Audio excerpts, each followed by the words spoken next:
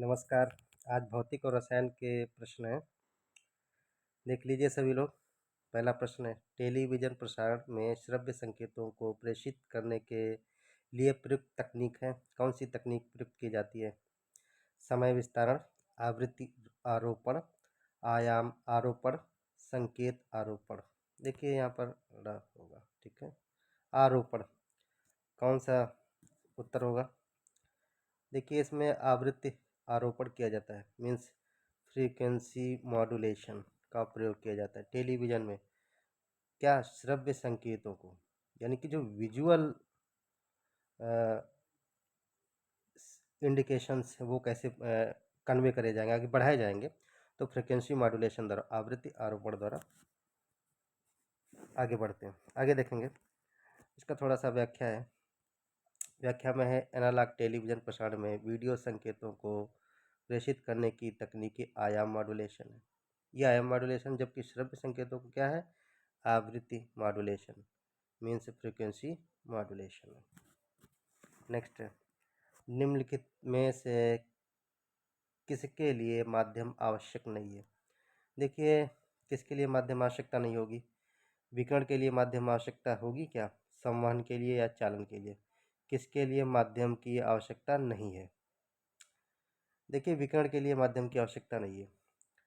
सूर्य की रोशनी पृथ्वी पर पड़ती है, या पृथ्वी जब अपनी दिन भर जो अवशोषित करती है फिर विकिरण वो वापस करती है, क्या किसी माध्यम की आवश्यकता होती है?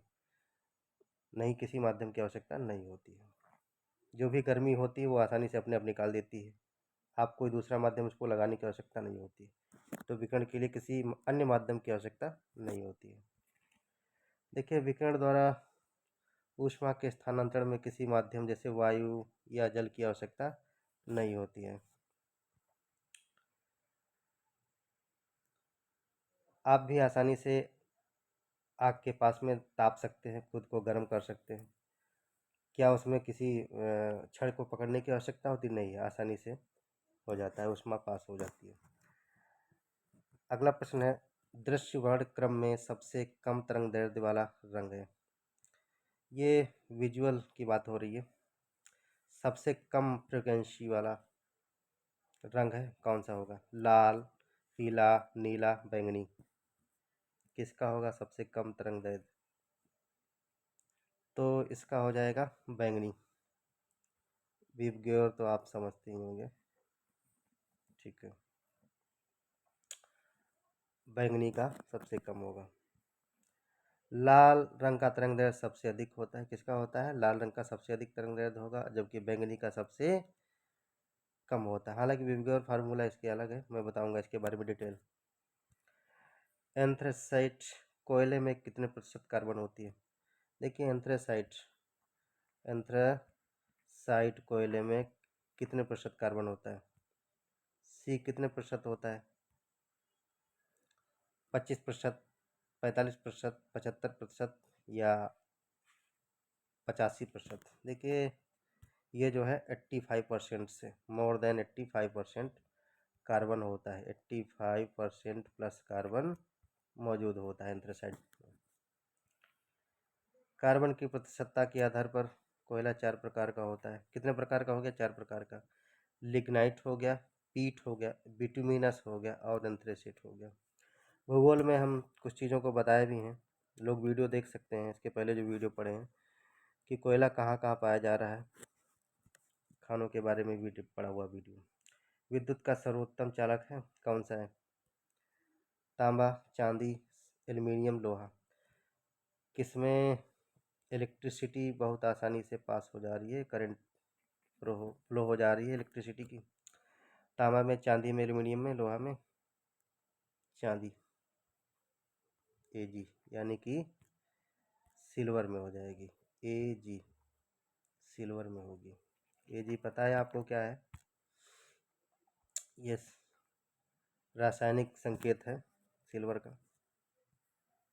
आगे देखेंगे, निम्न में से शुष्क सेल का प्रयोग किसमें नहीं किया जाता? किसमें नहीं किया जाएगा शुष्क सेल का प्रयोग? Car, torch, radio, transistor. देखिए टार्च में भी शुष्क सेल प्रयोग किया जाता है, सूखा हुआ मटेरियल उसके अंदर भरा होता है। रेडियो में भी जो सेल पड़ता है उसके अंदर शुष्क मटेरियल भरा होता है। ट्रांजिस्टर में भी यही है। कार में आप डालते हैं H2SO4, ठीक है, इसका कंसंट्रेटेड होता है, सांद्र विलयन मौजूद होता है कार में। तेजाब द्वितीयक सेल का कार्य है प्रतिरोधकता, ऊर्जा संरक्षण, प्रकाशीय ऊर्जा को रासायनिक ऊर्जा में परिवर्तन करना, या विद्युत ऊर्जा को रासायनिक ऊर्जा और फिर रासायनिक ऊर्जा को विद्युत ऊर्जा में परिवर्तन करना। ये रिवर्सिबल प्रोसेस है, इधर से इधर गया और इधर से इधर भी चला गया, यानी कि रासायनिक ऊर्जा विद्युत ऊर्जा को रासायनिक ऊर्जा में परिवर्तन कर सकता है और रासायनिक ऊर्जा को विद्युत ऊर्जा में भी परिवर्तन किया जा सकता है। मैं किसकी बात कर रहा हूँ? द्वितीयक सेल की बात कर रहा हूँ। दूर संचार के लिए प्रयुक्त तरंगे हैं। कौन सी तरंगे दूर संचार में प्रयुक्त की जाती हैं? विद्युत तरंगे, सूक्ष्म तरंगे, उपरोक्त दोनों या इनमें से कोई नहीं? देखिए, ये प्रयोग की जाती है माइक्रोवेव। माइक्रो माने कि सूक्ष्म, वेव माने तरंगे, माइक्रोवेव प्रयोग की जाती हैं, ठीक है, सूक्ष्म तरंगे। अगला प्रश्न है, निम्न में से जल से हल्की धातु है कौन सी? मैग्नीशियम यानी कि Mg, Na sodium, aluminium Al, manganese या फिर Mn। जल से हल्की धातु कौन सी है? देखिए सोडियम होगी, ठीक है, जो पानी में भी आग लगा दे। समुद्र में शुद्ध जल का pH मान कितना होता है? 6, 8, 14 या 7? 7 होगा। उदासीन होता है, न्यूट्रल होता है, न्यूट्रल, उदासीन है। और इसके अगर अम्लीय हो जाए, क्षारीय हो जाए, तब भी पानी पीने में समस्या होगी। न्यूट्रल, स्वच्छ पानी मिलेगा साथ में, ठीक है। जब अशुद्धियाँ होती है तो अम्लीय हो जाता है, क्षारीय भी हो सकता है। कठोर जल, मृदु जल आपने पढ़ा होगा।